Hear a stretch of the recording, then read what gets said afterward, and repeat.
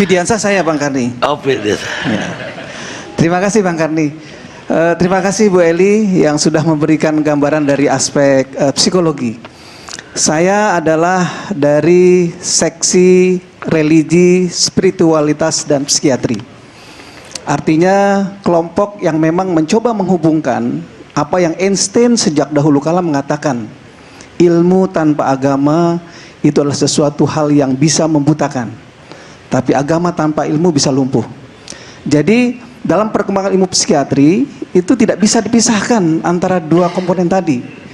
Yang selama ini terjadi adalah pendikotomian antara ilmu pengetahuan yang kita dapat secara sepihak lalu menghilangkan aspek spiritualitas. Padahal definisi kesehatan yang sudah kita pakai dalam undang-undang kesehatan itu jelas. Kesehatan terdiri dari fisik, mental, spiritual, dan sosial. Jadi tidak bisa dipisahkan aspek spiritual dengan sosial di dalam sebuah penentuan diagnosis atau kelainan gangguan jiwa. Mohon maaf, buku yang dipakai itu buku saku Pak. Kalau buku kami textbooknya tebal begini Pak. Ya, sama-sama PPDGJ tapi ini yang lengkap.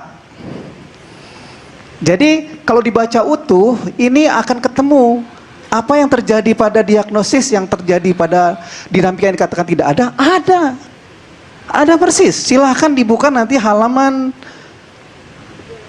288, kemudian 280 dan 279.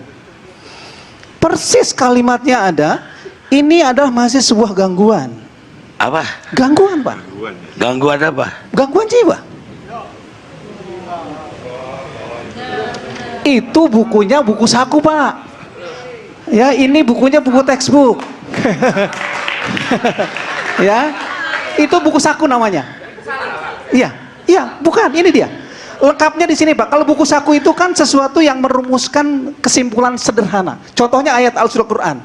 Fawailul lil musallin misalnya, dibacanya cuma satu ayat tadi, celaka orang yang sholat. Dia tidak baca utuh. Padahal utuh halaman 288 Pak. Gangguan psikologis dan perilaku yang berhubungan dengan perkembangan dan orientasi seksual adalah F66X1 homoseksualitas, F66X2 biseksualitas. Tertulis jelas, silahkan dibuka. Pak Karni bisa baca sendiri. Itu yang pertama. Yang kemudian yang dikaitkan dengan transseksualitas juga sama. Itu terdiagnosis di sini. Karena itu di dalam komunitas yang kami tadi gabungkan antara spiritualitas dengan religi itu tidak bisa dipisahkan. Diagnosis harus menjadi satu kesatuan. Ketika ada pemahaman spiritualitas dan religius yang dipakai oleh sebuah komunitas sebagai acuan yang tadi sudah dipakai, maka itu menjadi juga penentu sebuah ketentuan diagnosis. Jadi itulah makanya kami dari seksi ini tetap dan melabelkan atau membuat sebuah diagnosis tidak berarti diskriminasi. Pak Karni sakit gigi, misalnya, saya bilang Pak Karni sakit gigi. Apa diskriminasi? Saya bilang udah sakit gigi? Kan tidak. Jadi kami justru ingin membantu. Ketika ini terjadi sesuatu hal yang dialami, tadi yang dikatakan bahwa terapi yang dilakukan dalam bentuk konseling adalah banyak. Kalau seorang dikonseling oleh maling, jadi maling Pak. Kalau orang dikonseling oleh koruptor, jadi koruptor. Karena itu konseling itu ada prosesnya. Kamilah yang sebetulnya bekerja di dalam aspek itu. Jadi kalau konseling datanglah ke psikolog, datanglah ke psikiater. Kami punya 4 pendekatan. Kalau ada aspek organobiologi, kita berikan obat. Kalau ada aspek psikologi, kita ubah perilakunya. Kalau ada cara berpikir yang keliru, kita ubah kognitifnya. Kalau ada perubahan lingkungan sosial yang berpengaruh, tadi yang Bu Ali sampaikan, kita rubah modifikasi perilaku daripada sosial lingkungannya. Kalau ada pemahaman yang keliru dari spiritualitasnya, kita kembalikan kepada agamanya. Jadi 4 hal ini harus holistik secara keseluruhan. Demikian Bang Karni. Jadi kalau Bapak menganggap itu penyakit, bisa disembuhkan dong? Betul, bisa. Kasusnya banyak Pak yang bisa disembuhkan. Karena tadi saya katakan tergantung terapisnya ke siapa Pak.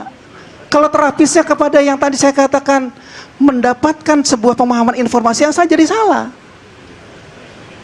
Karena itu kami sekarang membuka diri dengan apa yang mungkin orang kalau datang ke psikolog psikiater itu menjadi alergi.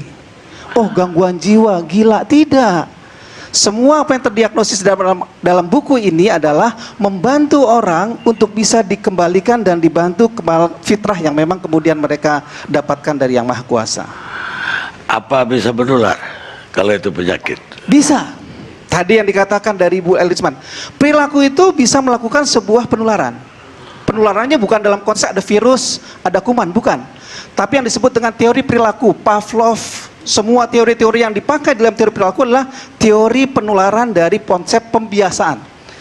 Kucing saja, anjing saja, dia tahu mencet bel, tet, keluar makanan. Perilaku manusia lebih bisa seperti itu. Dia mengikuti suatu pola, akan menjadi suatu karakter, jadi kepribadian, jadi membentuk kebiasaan, dan sebagainya, akhirnya menjadi penyakit. Menularnya dari konteks perubahan perilaku dan pembiasaan. Baik, kita rehat dulu sejenak. Menurut saya perkawinan sejenis ya setuju-setuju aja. Selama orang tuanya setuju, kenapa tidak? Ya enggak. Dan perangkat hukum harus yang kuat. Instrumen hukum kalau di Indonesia sudah kuat ya terserah yang menikah dia, yang dosa-dosa dia, diurusan dengan dia, dengan Tuhannya. Kita tidak perlu menjadi Tuhan untuk orang lain. Makanya heran kalau ada orang yang bilang kan yang homo dia, yang lesbi dia, yang zina dia, yang melacur dia. Kenapa kamu yang repot? Itu kan urusan dia sama Tuhan. Kamu jangan jadi Tuhan untuk orang lain. Iya, yang maksiat dia, yang mungkarat dia, yang dolalat dia, yang syariat dia, yang mukhalafat dia, yang melacur dia, yang homo dia, yang lesbi dia, yang zina dia. Tapi kalau Allah timpakan azab, kalau Allah kasih bala, kalau Allah kasih bencana, yang mati bukan cuma dia, saudara-saudara. Makanya jangan heran, siang Mahkamah Konstitusi sahkan, malam langsung dikasih teguran oleh Allah dan Pak Udi di Jawa Barat, Ciamis dan sekitarnya. Itu belum apa-apa, belum. Itu baru peringatan pertama. Apakah dengan adanya peringatan ini kamu akan insaf, kamu akan tobat, kamu akan berubah keputusan, kamu akan mengambil kebijakan, atau tetap dalam keputusanmu?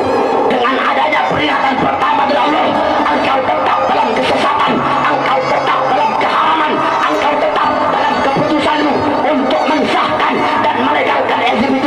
Demi Allah, kamu lihat besok-besok akan Allah kirimkan bala dan musibah yang lebih besar dari kemarin, saudara. Kalau Allah sudah kasih azab, kita yang nggak homo kenapa tidak? Kita yang nggak lesbi kenapa tidak? Anak-anak kecil yang nggak berdosa kenapa tidak? Orang tua yang lemah tak berdaya kenapa tidak? Oleh karena itu saya tanya, siap perangi homo, siap perangi lesbi, siap perangi orang yang berzina, siap bela agama Allah, siap membela bangsa,